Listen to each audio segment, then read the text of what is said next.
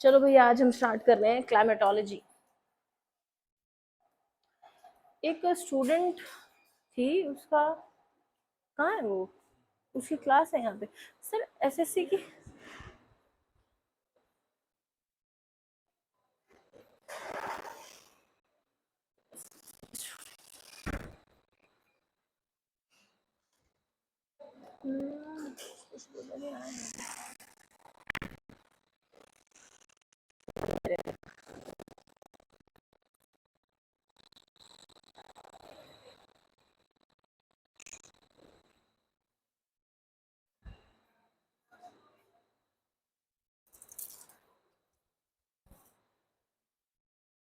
SSC की student थी sir, ये खुशबू सोनी। पता नहीं कहाँ है, इसको पता नहीं, उसकी नहीं आई है आज वो। चलिए स्टार्ट करो भाई, क्लाइमेटोलॉजी।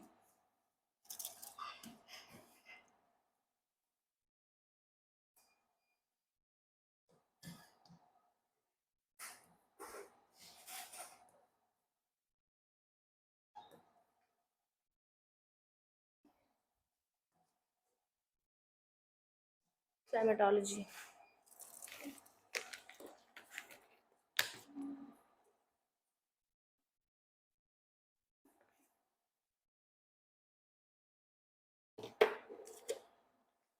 क्लाइमेटोलॉजी या क्लाइमेट से आप क्या समझते हो, बताएगा कोई अनुभव? थोड़ा सा एक्सप्लेन करोगे आप, जो भी दिमाग में आता है क्लाइमेट सुन के, मतलब कुछ भी जो सीजन्स में चेंज, और कुछ बारिश, जो भी चेंज आता है। राकेश, क्लाइमेट और वेदर में आपको क्या लगता है, क्या डिफरेंस हो सकता है? एक वर्ड हम वेदर भी यूज करते हैं, एक वर्ड यूज करते हैं क्लाइमेट। क्या लगता है क्या डिफरेंस होगा दोनों में?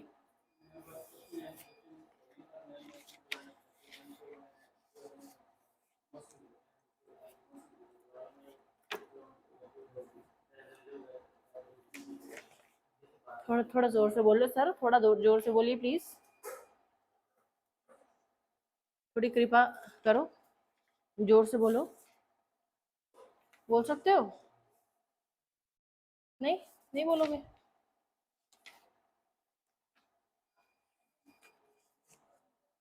मोनिका, क्लाइमेट शब्द से आप क्या समझते हो? आज गर्मी ज्यादा है या मुझे ज्यादा लग रही है, या ये फैन आज असरदार नहीं है? ये कम है ना फैन? ऐसा ही है ये, गर्मी ज्यादा है फिर। बताओ बेटा, मोनिका आप बताएंगे कि क्लाइमेट और वेदर में आप क्या समझते हैं? क्लाइमेट मतलब क्या और वेदर मतलब क्या? ठीक है, मौसम के बारे में जानकारी कि सिर्फ मौसम? आप बताओगे? Very nice. हाँ हाँ, काफी सालों का, ज्यादा टाइम का। वेदर यानी जैसे आज मैं से बोलूंगी कि आज क्लाइमेट बड़ा हॉट है इसलिए मुझे गर्मी लग रही है, ऐसा बोल सकती हूँ मैं? ऐसा तो नहीं बोलूंगी ना, है ना? मैं बोलूंगी आज वेदर काफी हॉट है, वेदर में आज गर्मी है, मतलब आज की करंट सिचुएशन बता रही हूँ मैं, वेदर है ना? ठीक है, समझे मेरी बात? और क्लाइमेट यानी कि एक लंबे टाइम के उसको बोल रहे हैं हम, ठीक है? लंबा टाइम मौसम ही है, लेकिन लंबे टाइम से जो मौसम में चेंजेस आ रहे हैं, जो भी चीजें हो रही है, ठीक है? जैसे बोलते हैं ना, ग्लोबल वार्मिंग के कारण क्लाइमेट में काफी चेंज आ रहे हैं, है ना? जैसे मानसून है फॉर एग्जाम्पल, तो मानसून क्या ऐसी चीज है जो आज आई है? मानसून भी एक क्लाइमेटिक चेंज है ना, जो कि काफी टाइम से कहीं कुछ ये आपके वार्म करंट्स की वजह से या किसी और चीज की वजह से चलता है, जिसके कारण मानसून आता है। समझ रहे हो मेरी बात? तो समझे मेरी बात? वेदर यानी मौसम और ये क्लाइमेट यानी जलवायु। वेदर यानी मौसम एंड क्लाइमेट यानी जलवायु।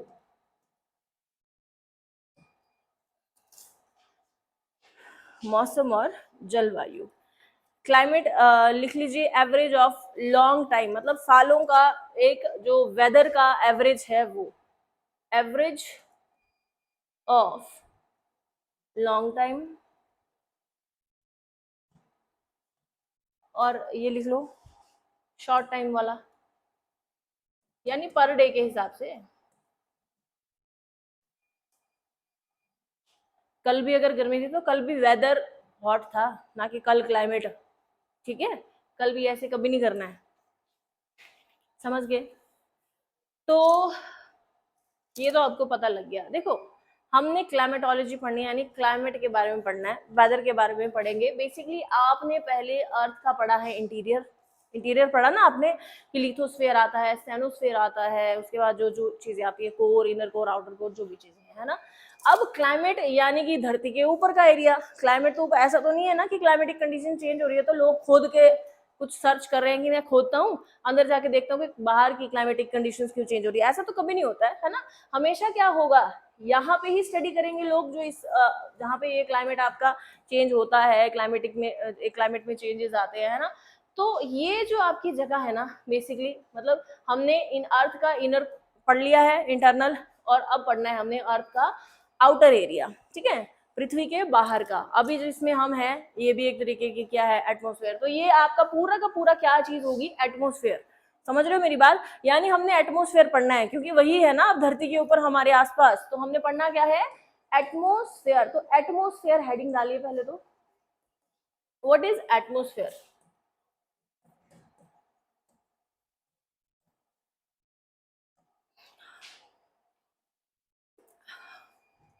बताइए, atmosphere, blanket of gases around earth. समझे? लिख लो, blanket of gases around earth.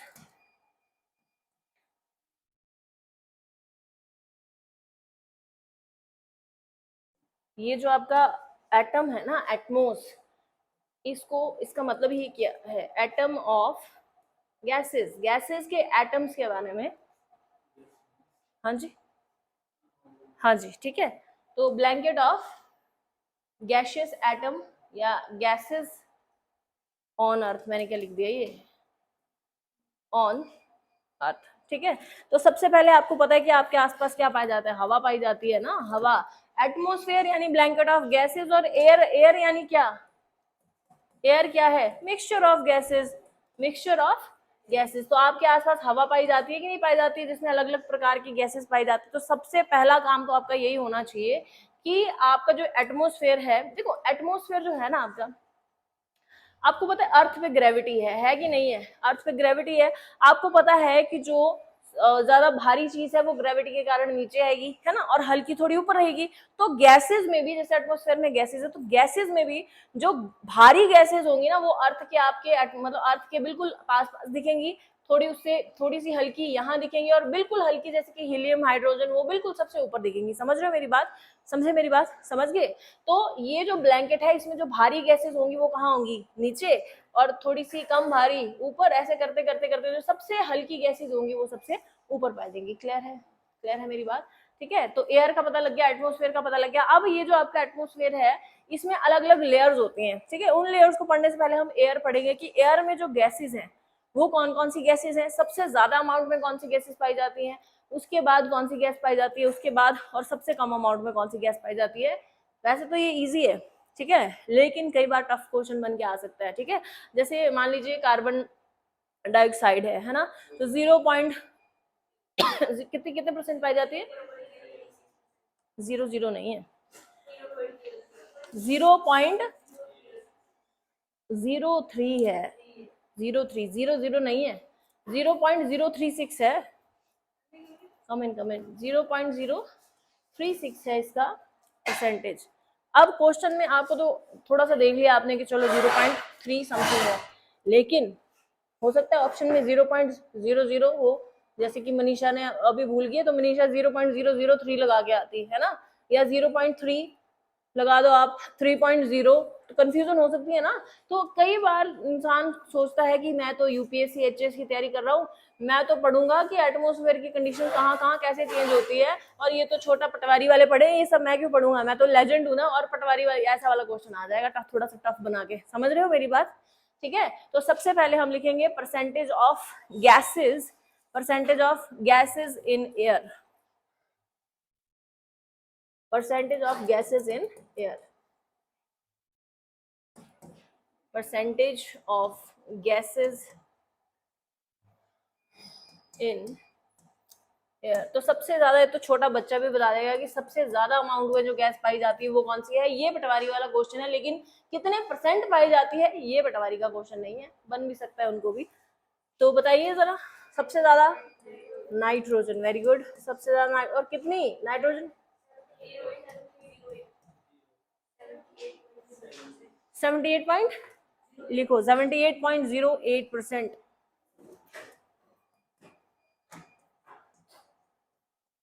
78.08% percentage पूछे जा सकती है आपको, ये तो सबको पता है। नाइट्रोजन, उसके बाद ऑक्सीजन, और ऐसे ऐसे करके दो तीन तो याद किए होते हैं सबने, लेकिन परसेंटेज आपको याद रखनी है। Second one is oxygen.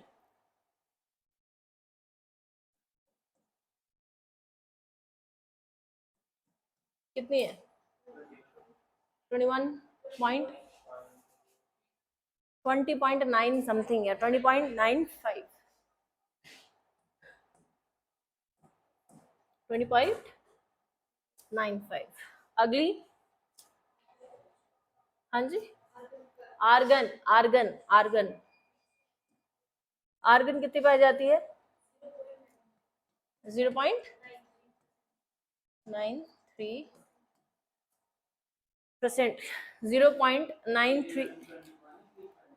देखो आपको एनसीईआरटी में 21 दिया होगा, ठीक है, 21, लेकिन एग्जैक्ट डाटा ये है। 21 इसलिए दिया होता क्योंकि 6 क्लास का बच्चा थोड़ी, अब 6 क्लास में दिया है ये डाटा, 6 क्लास का बच्चा क्या याद रखेगा बेचारा 20.95, उसको क्या पता डेसिमल क्या है, क्या, वैसे तो पता होना चाहिए, बट फिर भी टफ है थोड़ा उनके लिए ना ये याद करना, तो उनके लिए एक वैसा वाला दे रखा है एक तरीके से ये कि 21% होती है, ठीक है। आप देखोगे एनसीईआरटी में एक डायग्राम है जिसमें एक लड़की ऐसे करके खड़ी है और एक गोला है, उसमें 78% ऐसे करके है, और इस प्रकार से आपका कुछ डायग्राम बनाया गया है, एक लड़की है यहाँ पे, है ना, और यहाँ पे बताई जाती है ऑक्सीजन, यहाँ पे बताया जाता है आपका नाइट्रोजन, और इतने से एरिया में बाकी की गैसेस बताई गई होती हैं। समझे, समझ गए? अब ये तो तुम एनसीईआरटी में देखना जाकर। आर्गन के बाद कार्बन डाइऑक्साइड, आर्गन के बाद है कार्बन डाइऑक्साइड। कितनी है ये? 0.036, सॉरी सॉरी सॉरी, देखा, देखो अब ये जो डाटा है ना ये थोड़ा बहुत पुराना भी है।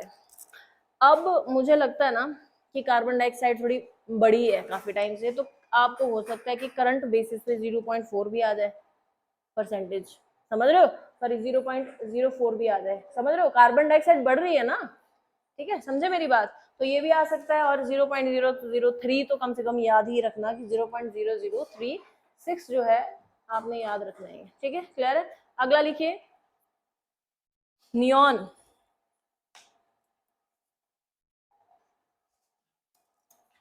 देखो कुछ याद रखो ना रखो, इतने याद रख लेना, ये इतने याद रख लेना, ठीक है। अब इसके नीचे के भी पता होनी चाहिए वैसे तो, बट परसेंटेज कम से कम इतनी याद रख लेना। नियॉन 0.002,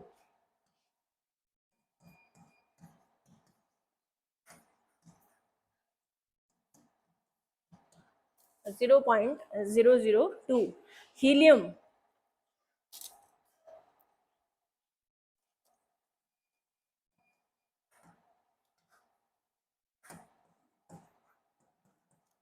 0.0005, 0.0005। क्रिप्टन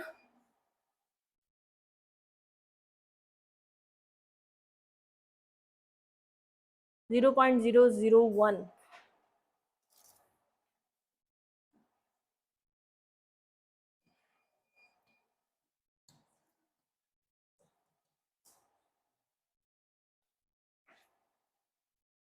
आई थिंक 000 आना चाहिए यहाँ पे क्रिप्टन का, है क्या ट्रिपल, देखना एक बार। नहीं नहीं, नोटबुक पे मत देखो, गूगल करो, नोटबुक तो मैंने लिखा है। जीनॉन एंड हाइड्रोजन,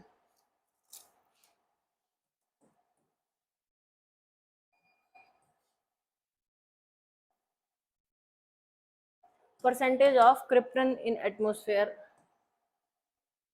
0.00009 जीनॉन का है।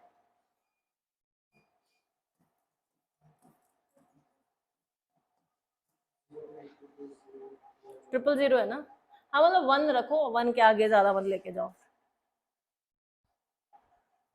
0.1 2 3 4 5।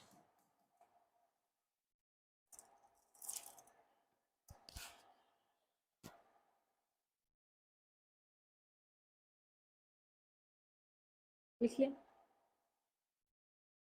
एक बार रिपीट करेंगे। नाइट्रोजन जो कि सबसे ज्यादा है वो कितना है? 78.08। और उसके बाद आता है आपका ऑक्सीजन 28।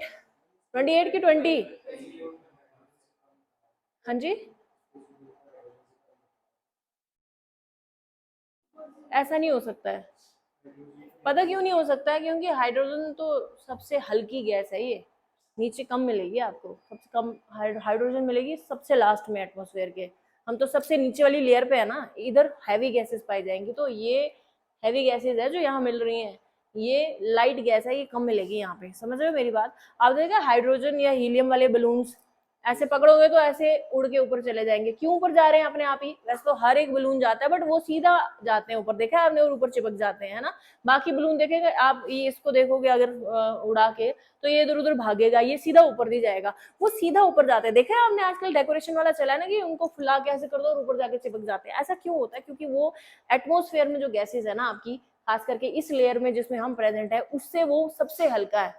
समझ रहे हो? तो बाकी की ऐसे से हल्का है तो उससे तो ऊपर जाएगा ही ना वो। समझ रहे हो? फिर छत के ऊपर लग जाते हैं जाके, देखे होंगे आप लोगों ने, है ना। ठीक है, तो nitrogen 78.08%, oxygen 20.96%, argon 0.93%, carbon dioxide 0.036% and neon 0.002%। बाकी आपको हीलियम, क्रिप्टन, जिनॉन, हाइड्रोजन याद रखना पड़ेगा, ये नहीं भी करोगे तो चल पड़ेगा। ठीक है, डन, क्लियर है? तो ये तो क्लियर हुआ आपको कि जो आपकी अर्थ है ना, उसके ऊपर जो भारी गैसेज होंगी ना, भारी गैसेज, वो यहाँ मिलेंगी आपको, और ऊपर ऊपर थोड़ी बहुत लाइट गैसेस मिलेंगी। समझे? समझ गए? आगे बढ़ो फिर। सबसे पहले नाइट्रोजन का थोड़ा सा यूज देख लो कि ये नाइट्रोजन जो है ये कहाँ कहाँ यूज किया जाता है गैस। कोई एक एग्जांपल, अनुज, अनुभव। एग्रीकल्चर में भी किया जाता है, बट देखो एग्रीकल्चर में पता कैसे यूज होता है इसका? एक्चुअली एक बैक्टीरिया होता है, बैक्टीरिया या कुछ ऐसा ही सॉइल में एक वो पाया जाता है जिसका नाम है राइबोसोम। बैक्टीरिया है या, हाँ बैक्टीरिया, राइजोबियम सॉरी।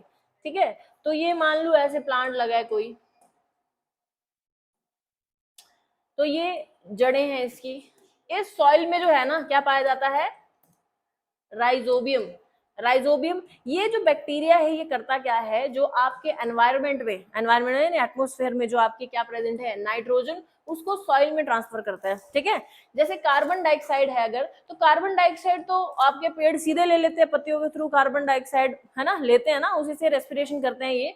लेकिन नाइट्रोजन जो है वो ये डायरेक्ट नहीं ले पाते हैं, किसके थ्रू लेते हैं? राइजोबियम बैक्टीरिया के थ्रू। समझ आया मेरी बात? समझ आई मेरी बात? एक तो मुझे पता नहीं क्यों लग रहा है टाइम चेंज करना पड़ेगा। तुम सुस्त होते हो ना, मुझे भी सुस्ती पड़ती है। अब वो बात नहीं रही है ज्योग्राफी क्लास में, है ऐसा कि नहीं है? सुस्ती फील होती है मुझे तो तुम्हें देख के, और मजा भी नहीं आता पढ़ाने में, मैं सच बोल रही हूँ, और मुझे और सुस्ती पड़ती है। नहीं है? नहीं है? कशिश को है। क्यों है लेकिन? अच्छा, मतलब अच्छी नहीं गई? गर्मी के कारण थोड़ा वैसा हो जाता है। हाँ, गर्मी के कारण भी थोड़ा, क्योंकि एनर्जी ज्यादा ड्रेन होती है ना इंसान की, बट थोड़ा मेंटली भी आपको फ्रेश होना पड़ेगा। समझ रहे हो? मेंटली अगर रहोगे ना आप, तो आपको ये सब चीजें हिट नहीं कर पाएंगी। ठीक है, जैसे कि हवा है, पानी है, ये हिट नहीं कर पाता जब आप मेंटली स्ट्रांग होते हो। जब इंसान ज्यादा सोचता है ना कि मैं यार इतना माला चढ़ के गई थी ऊपर, और उधर भी गर्मी थी और पसीने से, तो ऐसे हो गया मेरे साथ, है ना। और ऊपर से क्लास भी पहले हुआ करती थी, तो देखो कितना मजा आता था जब सुबह होती थी। अब क्लास शाम को होती है, अब वो मजा नहीं आ रहा, उतनी एनर्जी नहीं आ रही। ये सब मेंटल है। ठीक है, सब आपके दिमाग का खेल है। अगर आप थोड़ा सा अपने ऊपर फोकस, क्या बोलते हैं उसको, फोकस, एक तो मेरा एक स्टूडेंट था तीसरा से, वो फोकस को फॉक्स बोलता था ना। हितेश, बोलता ना वो। हाँ, वो जो है ना मैथ्स है ना मैम, मैथ्स, उसमें फोकस नहीं बन रहा है मेरा। ठीक है भाई, क्लियर है। अच्छा आपको पता है कार्बन डाइऑक्साइड जो है, अच्छा आर्गन का बताओ कहाँ यूज होता है। चलो इसका तो मैंने बता दिया, नाइट्रोजन का कि ये और साथ में नाइट्रोजन आपको एज अ प्रिजर्वेटिव आपके चिप्स के पैकेट में भी मिलता है। हाँ, ऑक्सीजन का तो पता ही है कहाँ कहाँ यूज होता है। आप आर्गन का बताओ जरा कहाँ यूज होता है आर्गन का। आप भी बोल लो कुछ सर, कभी कभी आते हो, मन करता है आपकी आवाज सुनने का। आर्गन कहाँ यूज होता है टॉयलेट में? कहाँ? कोयला बनाने में आर्गन यूज होता है? पता नहीं यार, ये मुझे पता नहीं है, अब होता होगा तो। होता है क्या? ग- और लेके आऊं कुछ ऐसे चप्पी मार के बैठ गया पूरी चौकड़ी मार के? अनुभव, तेरे लिए एक स्पेशल सोफा लगवाते हैं। बताओ अनुभव, आर्गन कहाँ यूज किया जाता है? कहीं भी नहीं। बल्ब देखे बल्ब, देखिए बल्ब, उसमें आर्गन यूज होता है। कौन सा वाला बल्ब? लाल, येलो कलर के बल्ब नहीं होते थे वो घरों में लगे हुए पहले पहले, आजकल तो ये एलईडी वाले चल पड़े हैं थोड़े ना। लगते थे ना पुराने में, जल्दी फ्यूज जो हो जाते थे। नहीं ये वाले नहीं है, एक और होते थे उनमें। हाँ उनमें, इसमें तो कलर वाला वो है ना, उसमें आर्गन यूज किया जाता था। ठीक है। आंचल और योगेश क्या डिस्कस कर रहे हो आप लोग? वाह, RHIZO। अच्छा ठीक, ऐसे पेड़ बनाओ और सीधा राइजोबियम लिखो और ऐसे करके सीधा जैसे मैंने बनाया है। चलो आगे बढ़ो फिर।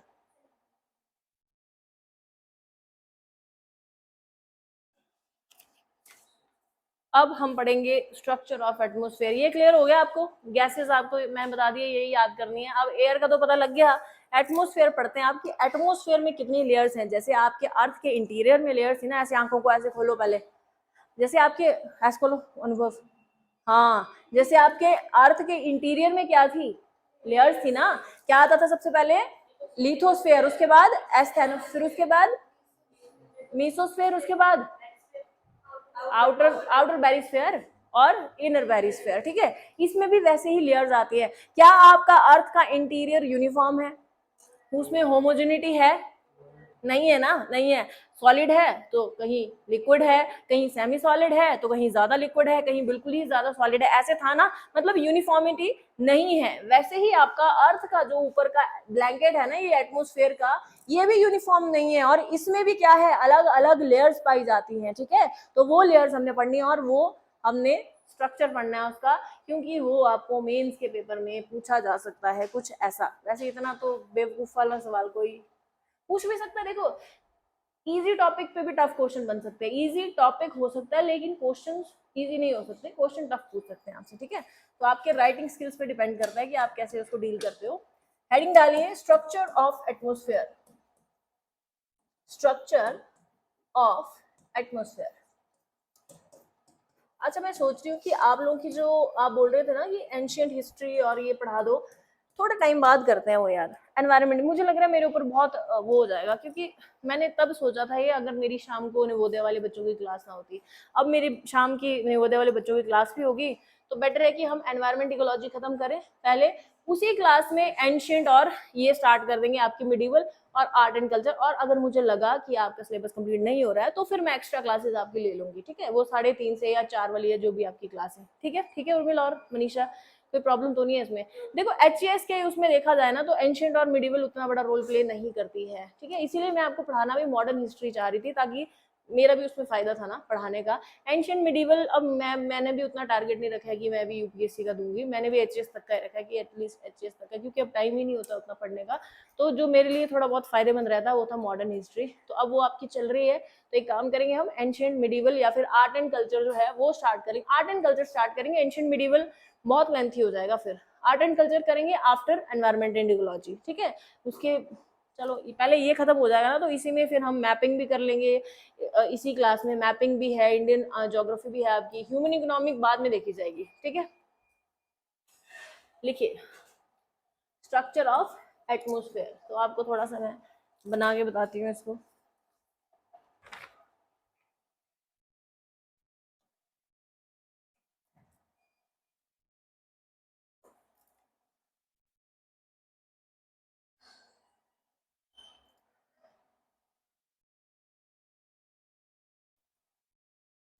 ये है आपकी मान लीजिए अर्थ, ठीक है। अर्थ में सबसे पहली लेयर जो आती है वो है आपकी ट्रोपोस्फेयर।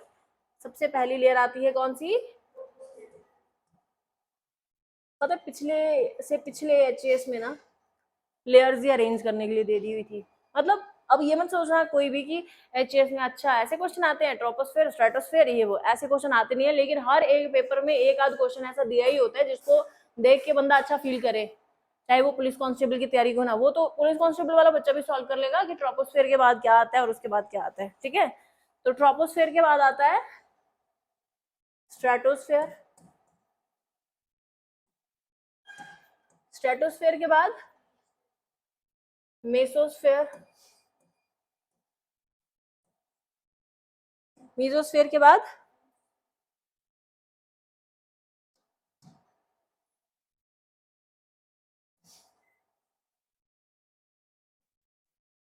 थर्मोस्फेयर, ठीक है।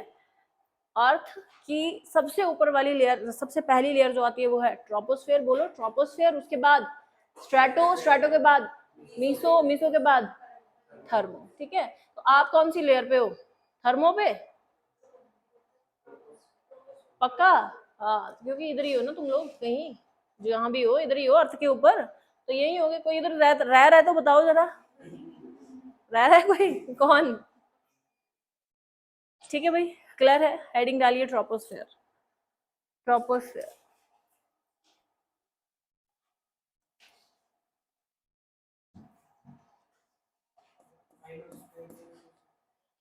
ये थर्मोस्फेयर का ही पार्ट है, इसी का ही पार्ट है, मैं बता दूंगी आपको। अब फिजिक्स में भी है ये कुछ ऐसा, एनसीईआरटी में आज। अब वो और इजी लगेगा तुम्हें पढ़ना। लिखिए ट्रोपोस्फेयर,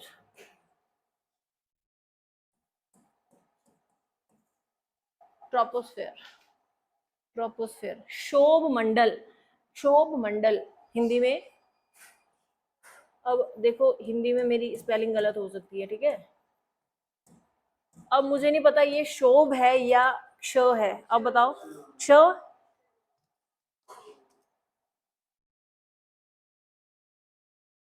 शोभ मंडल, शोभ मंडल। अब आपने डायग्राम बना, देखो डायग्राम बनाओ, ये बनाया 350 मील है ये पूरे के पूरे, कितने 350 माइल्स, 350 माइल्स। अगर बात करें तो अर्थ से 20,000 फीट तक का ट्रोपोस्फेयर है आपका, 20,000 फीट तक का आपका कोई ट्रोपोस्फेयर है। 160,000 फीट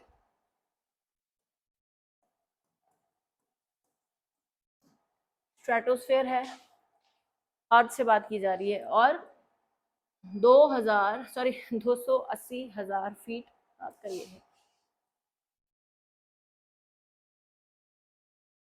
अब इसकी बात करें तो ये तो पता नहीं कहाँ तक है ऊपर तक, ठीक है। ये आपका थर्मोस्फेयर तो इसको नहीं लेंगे, बट ऑलमोस्ट 350 मील तक जाता है आपका ये एटमोस्फेयर, ठीक है। आओ जरा ट्रोपोस्फेयर पे।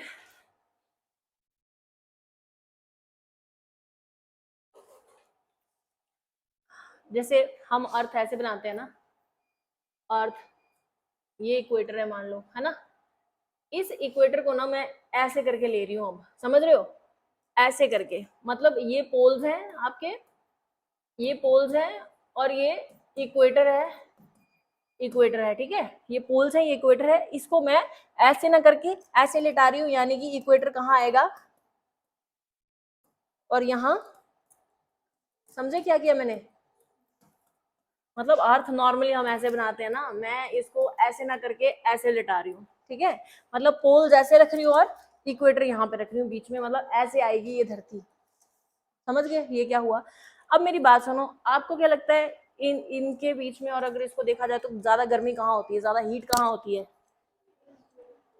पोल्स पे होती है, पोल्स पे होती है गर्मी, पोल्स पे ठंड होती है पागल। अरे मैंने टेढ़ा किया तो सूरज तो सूरज को भी मजा तुम वो कर लो कि इसको मैं टेढ़ा कर दे रही हूँ और सूरज इधर इधर का इधर ही रहेगा, समझ रहे हो कि इसको ऐसे कर दिया, लेकिन सूरज अभी भी यही है। अब सूरज भी यहाँ आ चुका है अब, समझ रहे हो, ये तो मैं आपको डायग्राम बनाने के लिए किया है ऐसा। क्या हो जाता है इसको बीच बीच में, समझे आप, समझ गए राकेश राजेश, नहीं समझे, ये मिटा देती हूँ नहीं तो ये कुछ और सोच लेगा, समझे। तो यानी सूरज की गर्मी आपको पता है यहाँ ज्यादा देखने को मिलती है ना।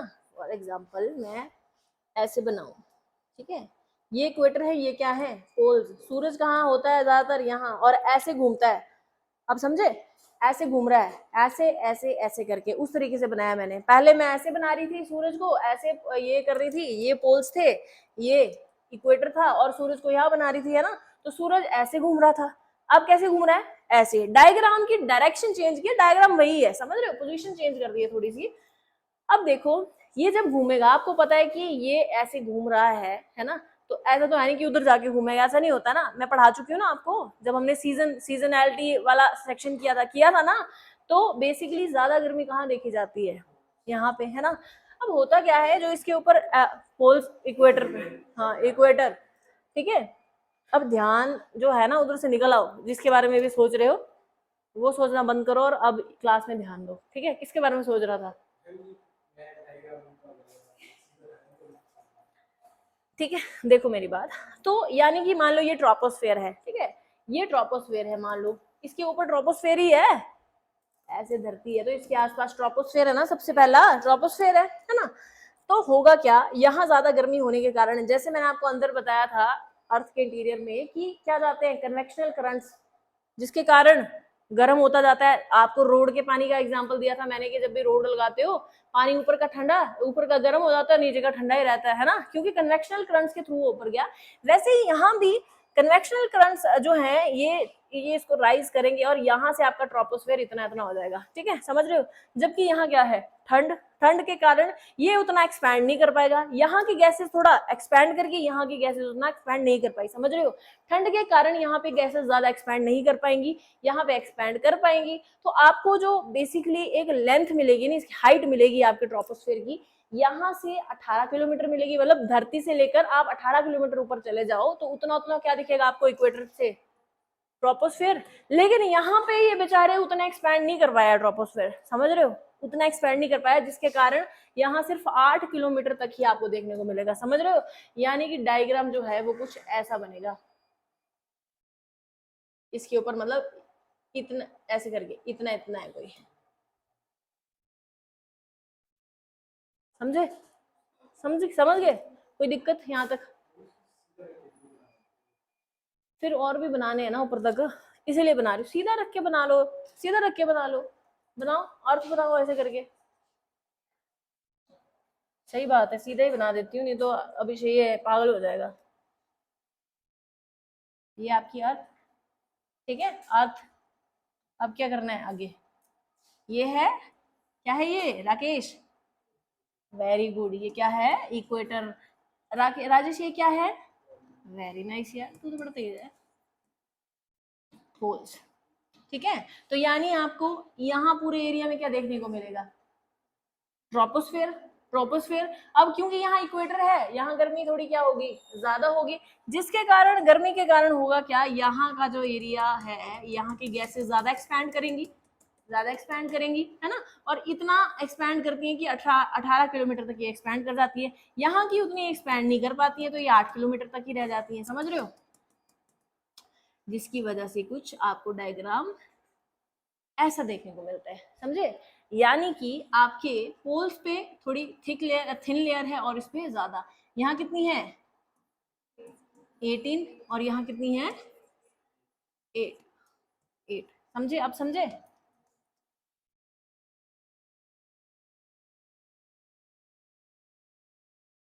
ठीक है भाई, डन, ठीक है। अब बना दूं यहाँ पे डायग्राम, ठीक है, अब लिटा के बनाती हूँ, अब पता लग जाएगा, क्योंकि मैंने वैसे बनाया और मेरे को वैसे ही अच्छा लगता है बनाना, और मुझे लगता है कहीं मैंने देखा है ऐसा बनाया हुआ, इसीलिए मुझे लगा है वो, ठीक है। बनाइए जो जो मैं बना रही हूँ साथ में, ये हैं आपके पोल्स, ये है आपका इक्वेटर वाला एरिया, ठीक है। यहाँ से 18 किलोमीटर एक्सपैंड किया हुआ और यहाँ से 8, और ऑन दी एवरेज देखा जाए तो 13-14 तक भी चला जाता है कई बार, ठीक है, 13-14 तक भी जाता है, बट आप 8 रखिए फिलहाल, ठीक है। राजेश, मोनिका, समझ आ रहा है? तो इतने इतने एरिया में आपको क्या देखने को मिलेगा? ट्रोपोस्फेयर, ठीक है। अब आपको पता है कि जब हम, जैसे मान लीजिए आप कहीं प्लेन एरिया में रह रहे हो, है ना, और आपकी नानी का घर पहाड़ पे है, जब आप ऊपर चढ़ते हो तो ऐसा तो है नहीं कि ऊपर चढ़ रहे हो तो गर्मी लग रही है, ठंड बढ़ती जाती है ना, टेम्परेचर डिक्रीज होता है कि नहीं होता है। जैसे ही आप किसी एरिया से ऊपर एल्टीट्यूड बढ़ाते हो, ऊपर की तरफ जाते हो, तो क्या ठंड लगती है? ठंड लगती है, यानी कि जैसे जैसे ऊपर बढ़ते हैं हम, टेम्परेचर डिक्रीज होता है ना। जैसे जैसे धरती के अंदर घुसते जाते हैं तो टेम्परेचर इंक्रीज होता है। समझ रहे हो, कर रहे हो कनेक्ट जो मैं बताने की कोशिश कर रही हूँ? जैसे कि एग्जांपल देती हूँ मैं आपको, आप, हाँ जी, मणिमेश, वैसे तो मणिमेश नहीं दूंगी मैं, क्योंकि मणिमेश चंबा में पड़ता है और चंबा वैसे भी ठंडा एरिया। मैं आपको एग्जांपल देती हूँ अफ्रीका का। अफ्रीका के आई थिंक तंजानिया में एक माउंटेन, मतलब अफ्रीका आप सोच रहे हो कि कहाँ, कितनी हॉट कॉन्टिनेंट है, कितना, है ना, कितनी गर्मी पाई जाती है, इक्वेटर पे पाई जाती है उसकी मैक्सिमम कंट्रीज जो है, जिसके कारण वहां पे काफी क्या रहती है, गर्मी। और तंजानिया जो कि क्या है, वहां का एक देश, उस तंजानिया में बहुत गर्मी होती है, लेकिन तंजानिया में ही एक माउंटेन पाया जाता है किलिमंजारो, वहां पे बर्फ पड़ी होती है। तो इतनी जहां गर्मी है वहां पे ऐसे माउंटेन जहां पे बर्फ पड़ी है, क्योंकि गर्मी तो नीचे है ना, लेकिन जैसे जैसे ऊपर बढ़ते जा रहे हैं तो क्या है, एल्टीट्यूड जैसे इंक्रीज कर रहा है वैसे ही आपकी टेम्परेचर क्या कर रहा है, डिक्रीज कर रहा है। समझ रहे हो मेरी बात? तो जैसे ऊपर जाएंगे टेम्परेचर डिक्रीज करेगा। ऑन दी एवरेज अगर लगा लो यहाँ पे कुछ 20-21 रहता है, तो यहाँ पहुंच के 60 डिग्री सेल्सियस हो जाता है, ठीक है, -60, प्लस के नहीं, ठीक है। यहाँ पहुंचते कितना हो गया टेम्परेचर, -60 डिग्री सेल्सियस। कितना हो गया? -60 डिग्री सेल्सियस, यानी कि घटा है, ठीक है जी, लग रहा है पता, ठीक है। क्वेश्चन आपको पूछा जा सकता है कि क्या ट्रोपोस्फेयर की जो थिकनेस है वो इक्वेटर से लेकर पोल तक इक्वल है? तो मना करना है आपने, ठीक है, कि इक्वल नहीं है। लिखिए कुछ थोड़ी बहुत बातें। First layer of atmosphere that is troposphere. यार आज बहुत गर्मी है, मुझे क्यों ज्यादा क्यों लग रही है गर्मी है? ये फैन को मैं फास्ट करके आई, रुको।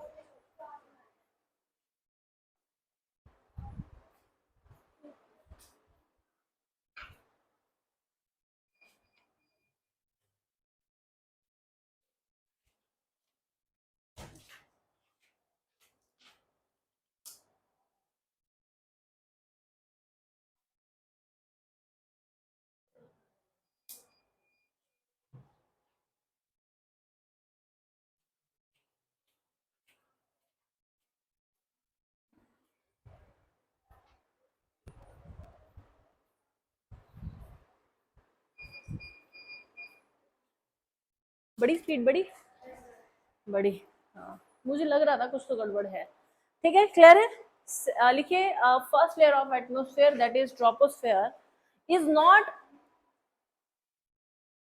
equally thick, is not equally thick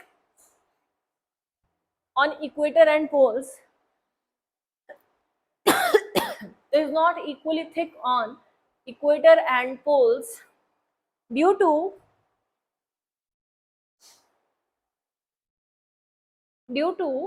convectional rise, due to convectional rise due to convectional rise of air, due to convectional rise of air on equator,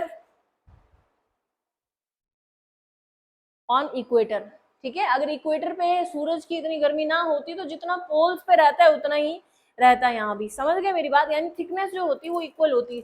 फिर ऐसे ना बनाकर हम डायग्राम ऐसे बनाते, कैसे, ऐसे, यानी कुछ इक्वली थिकनेस देखने को आपको इसमें मिलती है ना, ऐसे बनाते हैं। अभी ऐसे ना बना के कैसा बना रहे हैं, यहाँ तो इतना ही है लेकिन यहाँ इक्वेटर पे बढ़ गई है, ऐसे बना रहे हैं, ठीक है। समझ आई?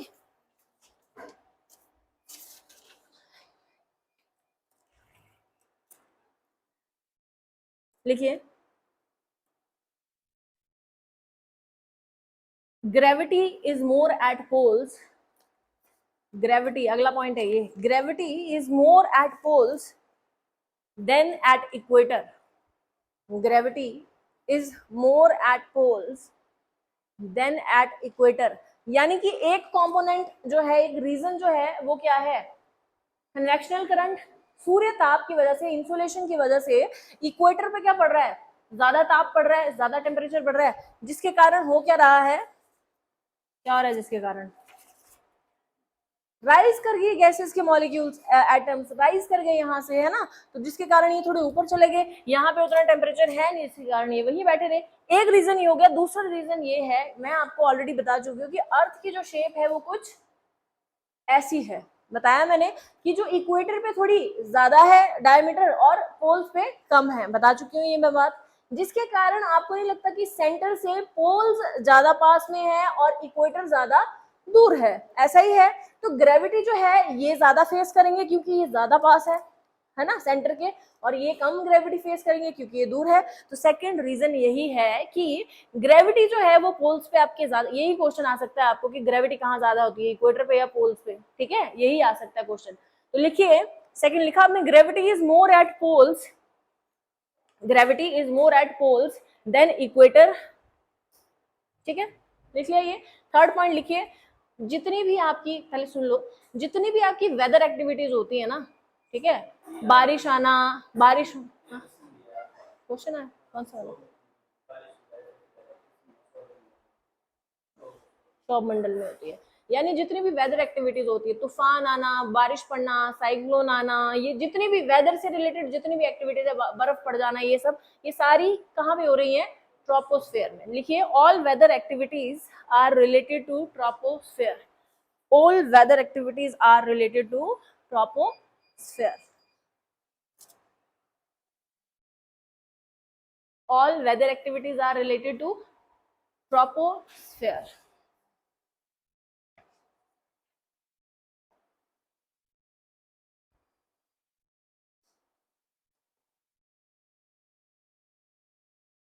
ठीक है भाई,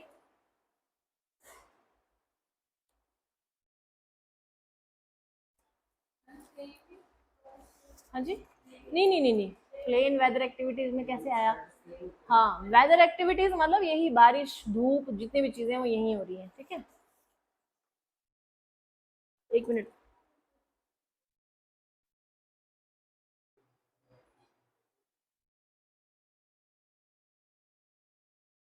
चलो अगला मैं आपको कल करवाती हूँ स्ट्रेटोस्फेयर, ठीक है, फिलहाल ये रिवाइज करो, टाइम कितना हो अभी,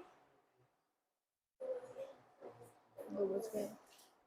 ये क्लियर हुई आप लोगों को बात, देखो ये याद करने वाला याद कर लेना, ये तो खैर देखो, ये क्वेश्चन आया था अरेंज करने थे, मतलब 4 ऑप्शन दे दिए थे ये सब, और अरेंज करने के कि सबसे नीचे वाली लेयर कौन सी, ऊपर वाली कौन सी, एचएस का क्वेश्चन है ये, ऐसे क्वेश्चन तो नहीं आते हैं एचएस में, लेकिन इसलिए आए थे क्योंकि कई बार इजी क्वेश्चन भी तो आता है ना, डिवाइड, और उसमें कई बार बच्चों को जब क्वेश्चन आता है कि डिवाइड करना है, ये करना है ना, एलसीएम निकालना है, एचसीएफ, उसमें कई बार प्लस का क्वेश्चन भी आ जाता है एक, ताकि बच्चा अच्छा फील करे जो नीवी पढ़ के आया है, ठीक है, कई बार बच्चे को वो भी नहीं आता है, लेकिन अब जिसने कुछ ही नहीं पढ़ना है उसको क्या पता है कहाँ ट्रोपोस्फेयर और कहाँ स्ट्रेटोस्फेयर है ना, पढ़ के पता लगता है। तो ये सबसे पहले आपको लग गया होगा पता, ट्रोपोस्फेयर, उसके बाद स्ट्रेटोस्फेयर, मीजोस्फेयर और थर्मोस्फेयर में आती हैं 2 लेयर्स जो मैं बता रही हूँ ना आपको, कौन कौन सी, एक्सोस्फेयर और आइनोस्फेयर जो आप बोल रहे थे, वो बाद में पढ़ते हैं, आज के लिए इतना काफी है, ठीक है, पढ़ के आओगे कल, ये याद करके आना, आपका नाइट्रोजन कितने % है, कार्बन डाइऑक्साइड कितने % है, ठीक है।